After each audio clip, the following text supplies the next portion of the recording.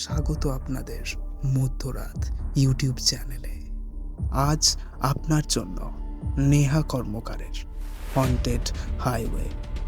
এই গল্পের সমস্ত চরিত্র কাল্পনিক, বাস্তবের সঙ্গে কোনো মিল থেকে থাকলে তা একান্তই অনিচ্ছাকৃত এবং কাকতালীয়। এই গল্পে এমন অনেক ঘটনার উল্লেখ আছে যেগুলি শুধুমাত্র রোমাঞ্চকর প্লট তৈরির খাতিরে ব্যবহার করা হয়েছে, কোনো অযৌক্তিক ভীতি বা কুসংস্কারকে সমর্থন করার জন্য নয়। জানালার বাইরে তাকাবেন না, পাটা নিজের শরীরের মধ্যে আর একটু টেনে নিন, যেন খাটের বাইরে বেরিয়ে না থাকে। শুরু করতে চলেছে আজকের গল্প, হন্টেড হাইওয়ে। মধ্যরাত।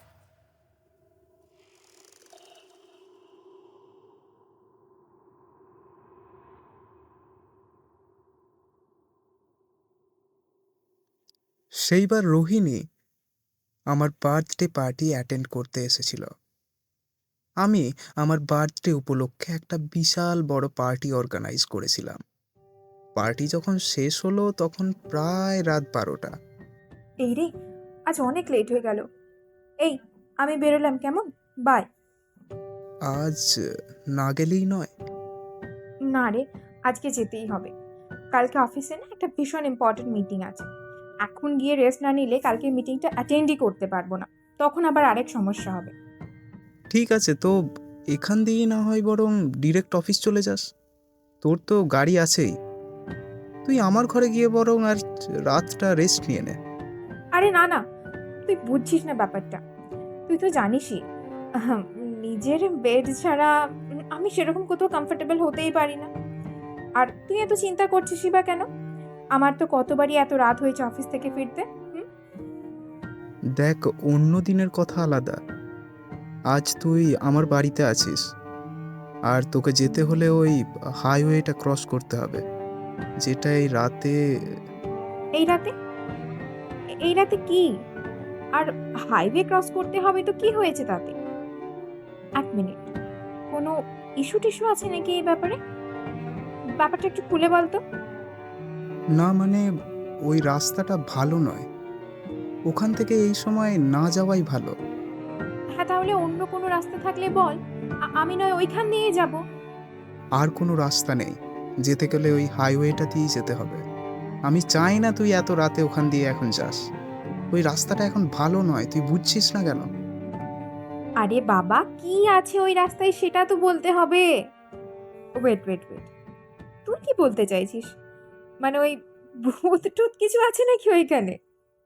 রোহিণী শোন, বললে তো তুই বিশ্বাস করিস না। ওই রাস্তাটা হন্টেড। রাত 10টার পর ওই রাস্তায় কেন, ওই রাস্তার ধারে পাশেও কেউ থাকে না। ও কাম অন তিশু, তুই আজকালকার ছেলে। আর তুইও এইসব বোগাস জিনিসে বিশ্বাস করিস? সিরিয়াসলি? বিশ্বাস করতাম না, এটা আমিও বিশ্বাস করতাম না, যদি না এমন অদ্ভুত ঘটনা ঘটত। যারাই রাতে ওই হাইওয়ে দিয়ে পাস করেছে তাদের প্রত্যেকের লাশ পরের দিন সকালবেলায় ওই হাইওয়ের সামনে ছিন্ন বিচ্ছিন্ন অবস্থায় পাওয়া গেছে। প্রায় 5 জন মারা গেছে ওখানে অদ্ভুতভাবে। তাদের মৃত্যুর কোনো ব্যাখ্যা আজ পর্যন্ত কেউ দিতে পারেনি। এটা তো কোনো গুন্ডা দলবলেরও কাজও হতে পারে।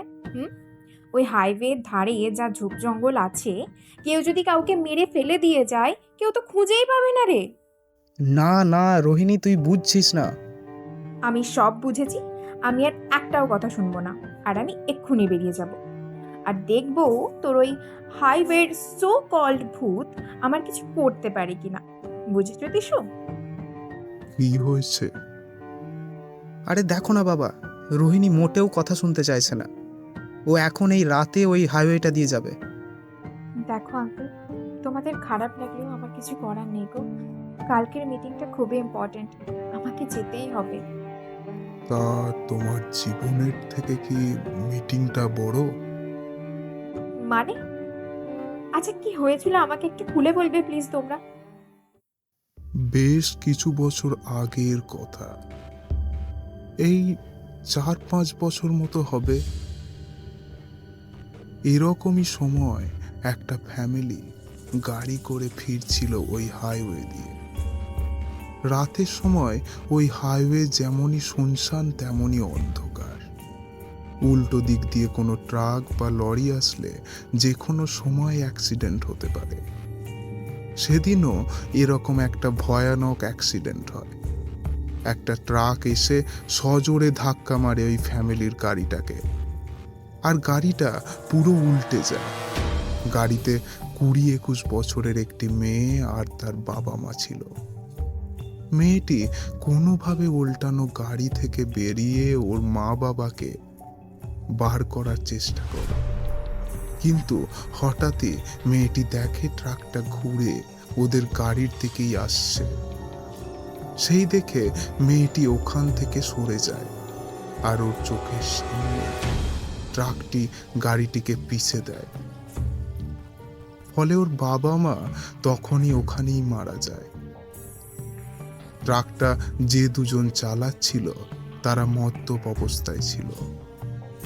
মেয়েটির বাবা মা মারা গেছে ভেবে এক পাশে দাঁড়িয়ে খুব কাঁদছিল।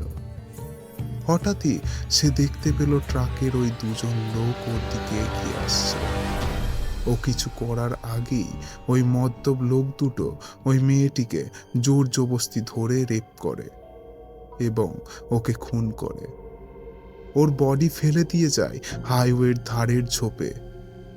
এই ঘটনার 2 দিন পর আচমকায় ওই দুজন লোকের একজনের খুব অস্বাভাবিক মৃত্যু হয়।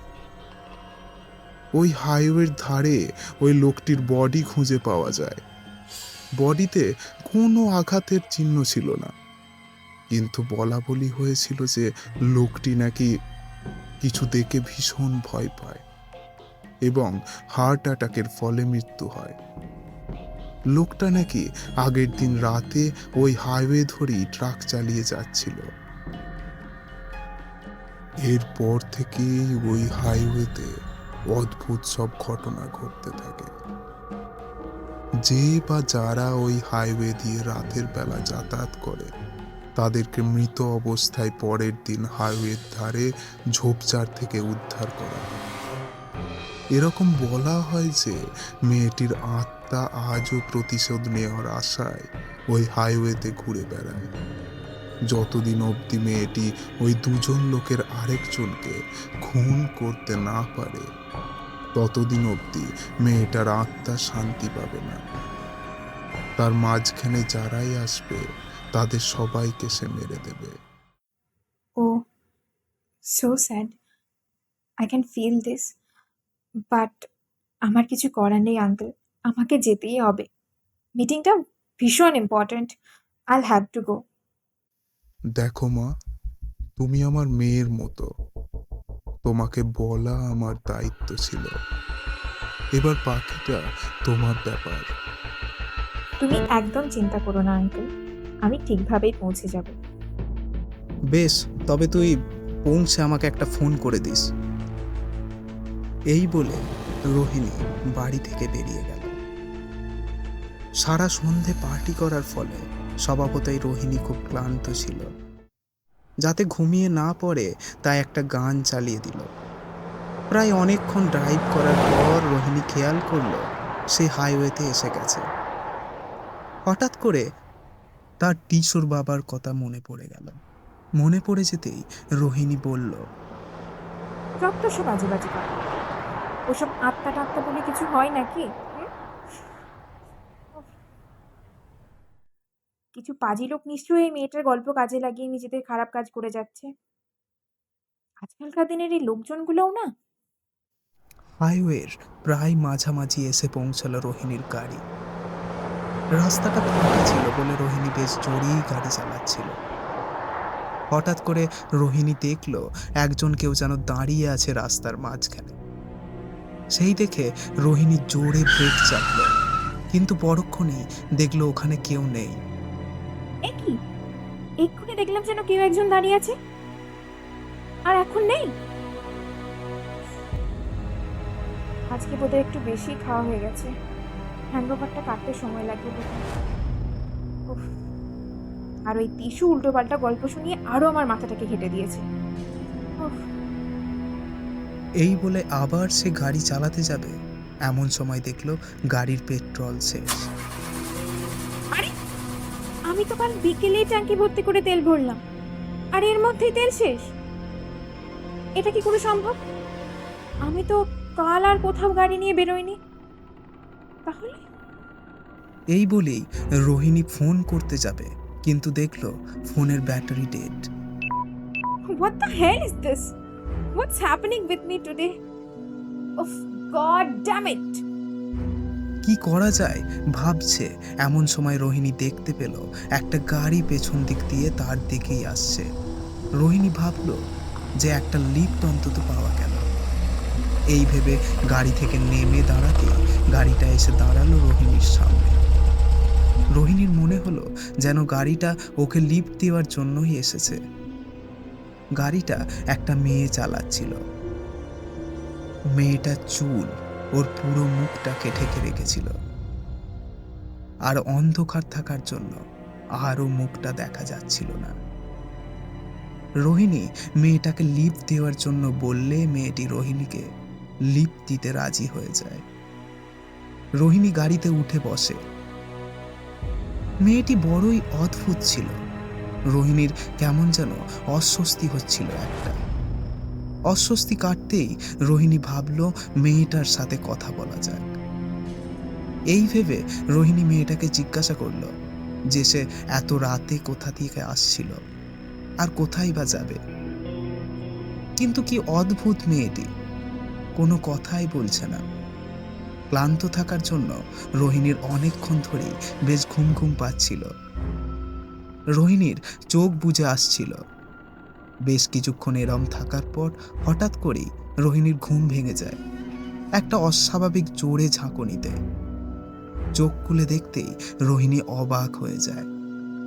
কি আশ্চর্য, এতক্ষণ তো হাইওয়ে পার হয়ে যাওয়ার কথা, কিন্তু এ তো আবার সেই আগের জায়গায় চলে এসেছি।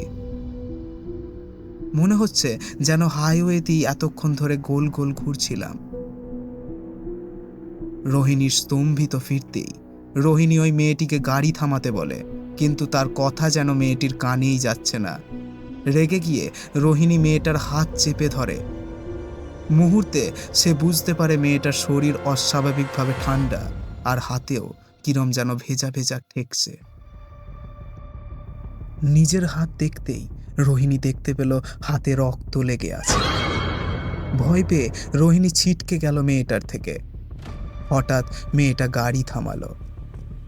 এবার রোহিণী দেখতে পেল মেয়েটা আস্তে আস্তে তার মুখটা রোহিণীর দিকে ফেরাচ্ছে।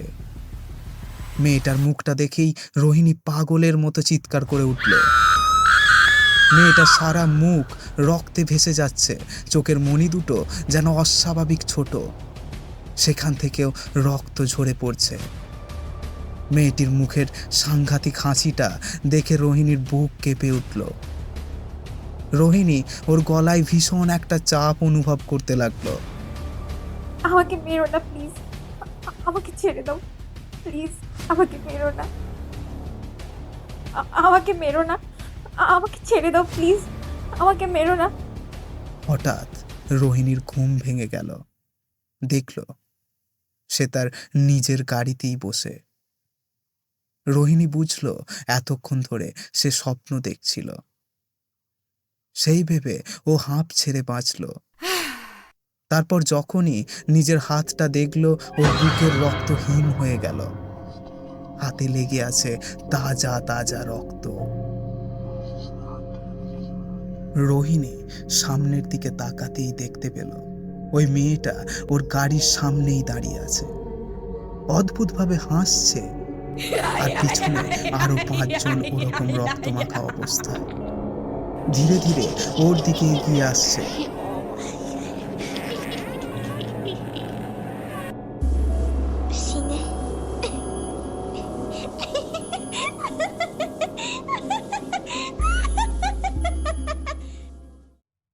পরদিন সকালবেলা হাইওয়ের ধারের ঝোপঝাড় থেকে ওখানকার লোকেরা রোহিণীর লাশ খুঁজে পায় এবং ওর গাড়ি পাওয়া যায় উল্টানো অবস্থায়।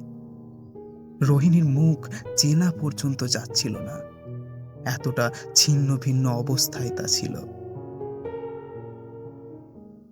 এর বেশ কিছুদিন, প্রায় 4-5 মাস বাদ, 4-5টা ছেলের বয়েজ গ্যাং গাড়ি করে ওই হাইওয়ে ধরেই ফিরছিল।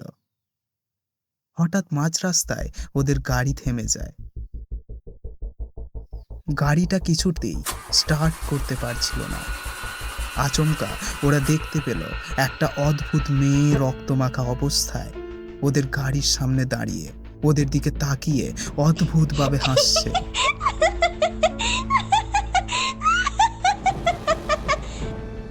আর ওরা দেখতে পেল ঠিক পিছন দিকে আরো 6 জন ওরম রক্তমাখা অবস্থাতে ধীরে ধীরে এগিয়ে আসছে ওদের দিকে। গল্পটা এখানেই সমাপ্ত হলো। এরকম আরো রোমাঞ্চকর গল্প শুনতে আমাদের সঙ্গে থাকুন।